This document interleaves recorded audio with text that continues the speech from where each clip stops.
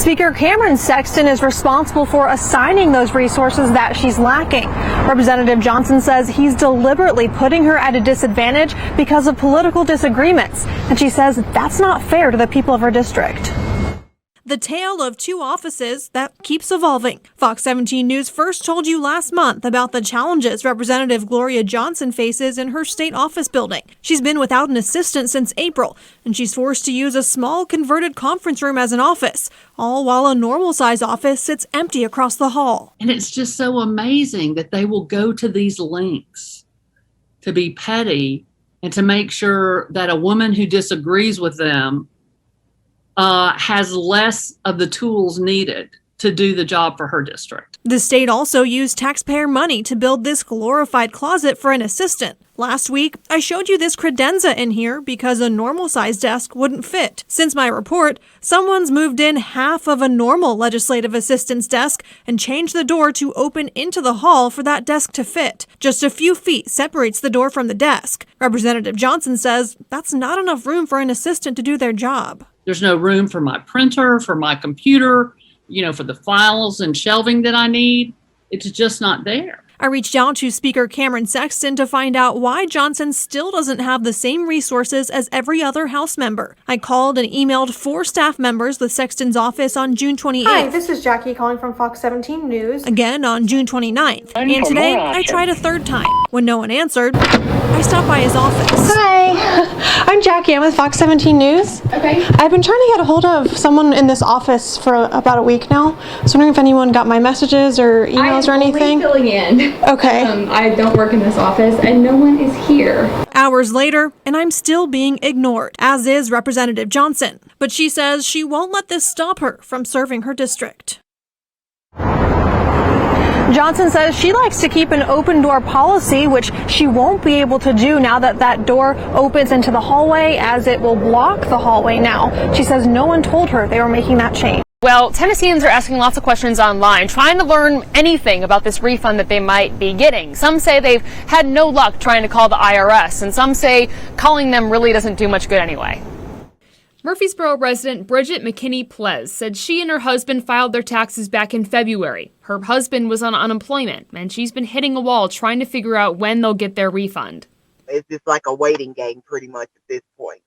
Many Tennesseans have similar questions, heading to Facebook to share information and updates regarding unemployment payments and tax returns. Some folks asking, has anybody got the unemployment refund? What is the unemployment refund? And how are y'all getting it?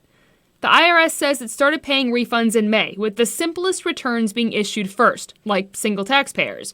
More complex returns could take until the end of the summer. But there's no breakdown with an exact timeline. And McKinney-Plez says she's hit a wall trying to get answers. And then when you try to call, it just rings, puts you on hold, and then eventually it just hangs up on you. You can't get a hold to anybody. I reached out to the IRS this week, seeing if someone could do an interview to help clarify people's confusion. I was told that no one was available.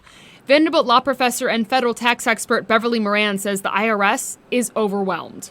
I think that a lot of people will feel lucky if they get their money in August. She said the IRS just doesn't have the resources. She said there was 10 million people who filed their taxes before the American Rescue Plan went into effect, giving people this refund. So now it's a process of figuring out who in that 10 million qualifies. People who can identify themselves can attempt to contact the IRS, but those of us who have attempted to contact the IRS know how long you can stay on the phone. It can be very disheartening. McKinney-Plez says she hopes that money comes soon as her family and millions of others battle back from the effects of the pandemic. I just hope that we get somewhere soon. I hope we get somewhere soon with it. Now, Moran says that it's likely the IRS employees are just as frustrated as everybody else as they try to work with fitting all of this into their logistics. Now, another note is if you tried to access the IRS website today and had issues with that, there was a planned outage due to some maintenance, so try again tomorrow. Throughout the month of July, Metro Action Commission will be heading to different locations each Saturday to help residents with their HOPE applications. The HOPE program is Davidson County's emergency rental rental assistance program, which helps renters who struggle to pay during the pandemic. Lisa McCready with Metro says the goal is to take the worry of rent payments off people's plates. This is a game changer for many families. Even though many have gone back to work, having to come up with that much money, even though you're just now going back in, that can be very challenging. The program covers past due rent payments for up to 12 months for those impacted by the pandemic. McCready, who you just heard from, says if you have not heard back regarding your application, Metro would like you to reach out to them.